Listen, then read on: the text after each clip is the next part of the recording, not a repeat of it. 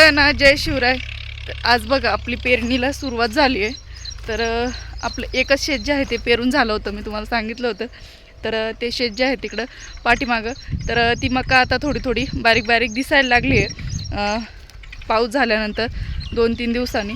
तर आमच्या पूर्ण गावामध्ये काहीतरी 10-1% जे आहे ते पेरणी झाली आहे. बाकीची 90% पेरणी सगळ्यांचीच बाकी आहे.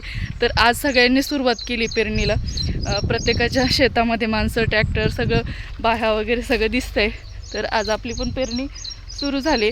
तर इथून एवढ्या पेरून झालं आहे. तर इथं आपण सोयाबीन पेरली आहे आणि इकडच्या साईडनं पण सोयाबीन, म्हणजे पूर्ण हे शेत जे 1.5 एकर आहे.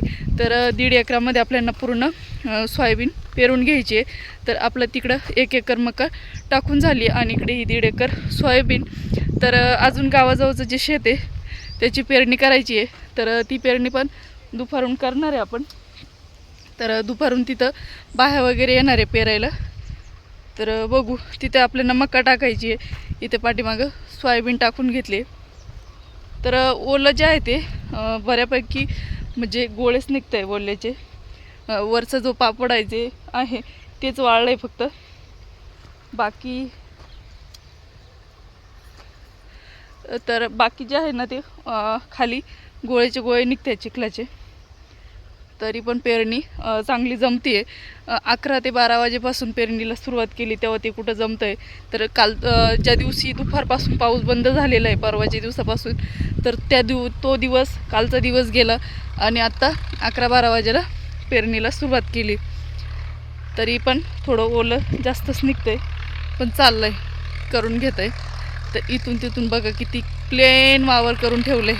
तर घरचा ट्रॅक्टर असलं की असं असतं बघा, पूर्ण चारी कोपरे सारखे दिसतंय. बघा आपली तिकडे पेरणी चालू आहे. तर घरामध्ये पाणीच नाही माठामध्ये. तर पहिले पाणी आणायला निघाले मी आता.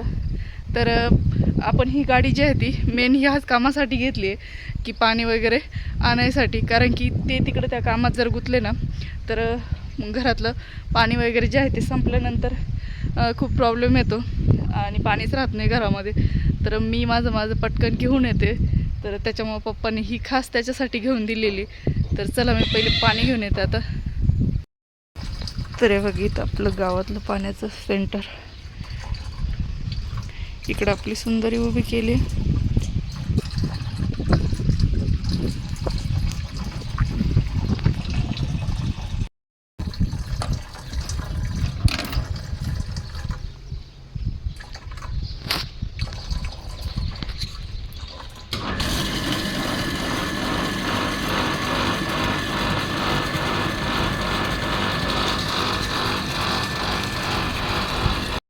हे बघा शाळेनं मस्त सोडलंय चरायला रस्त्याच्या कडाला.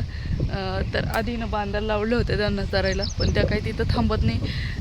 बारीक बारीक तंबाखाचे कोंब पण आले. तर 1-2 तेच कोंब खात होते, त्याच्यामुळे त्यांना परत इकडं आणलं मी. तर मी चारतोय कारण की ते गेले गावाजवळचं जे शेत आहे तिथं मका टाकायचं चालू आहे. तर इकडचे आपले आता सोयाबीन तर कंप्लीट झाली टाकून. तर तिकडचंच राहिलं आता.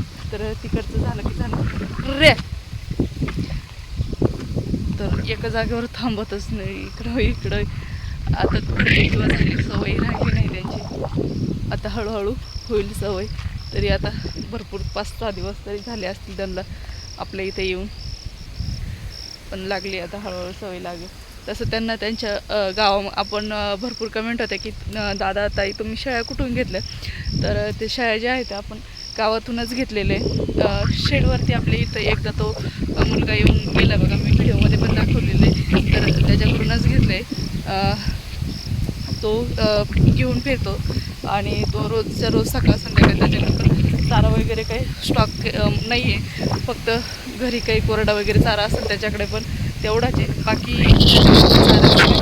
नाही आहे. हवा प्रचंड सुटली तर त्याच्याकडे पण चाऱ्याचा काही स्टॉक वगैरे नाही आहे. तो पण आता रोजच्या रोज चारायला घेऊन फिरतो. सकाळी 10-11 वाजता जेवण करून निघाला की संध्याकाळी 5 वाजेपर्यंत तो शेळ्यांना घेऊन फिरवतो. तर आमच्या इकडे जंगल वगैरे काही नाही, फक्त येच असतं रस्त्याला नदी आहे, नदीच्या कडेला असं तो घेऊन फिरायचा त्यांना. तर त्यांना सवय आहे फिरायची. तसं आपण सकाळी सकाळी सोडतो. 8 वाजता सोडल्यानंतर 10-12 वाजेपर्यंत चारता आणि नंतर मग पॅक करून देतो. परत 3, 3:30, 4ला सोडतो आणि संध्याकाळी 7-1 वाजेला परत आता मध्ये टाकून देईल त्यांना. तर असं चाललं आहे रुटीन त्यांचं इथं आल्यापासून. तर आपलं काही चारा नियोजन नाही आहे अजून. तर जसं जसं हळूहळू होईल तसं तसं मी तुम्हाला दाखवत चाललं.